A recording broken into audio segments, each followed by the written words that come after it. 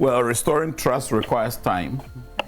I mean, if you are not ready to give time, you can't restore trust. Because trust violation may be an event, but the recovery process requires time. And so there's a need for you to distinguish between the event that occurred, which has occasioned the mistrust. Now we want to go through a recovery. There are two sides to it. The one who violated trust needs to now do double assurance. And also sometimes they get into a place where they get fatigued because they've done all they can to give the assurance and the other party still doesn't feel assured. And secondly, you must remember that these hurts that are brought by mistrust, they don't heal overnight.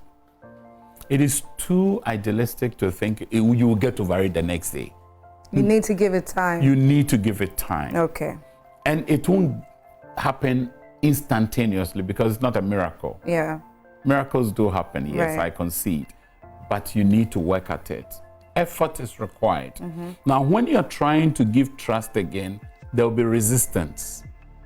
Something will resist your giving that trust again. So there's a need for you to ask yourself, can I trust this person again?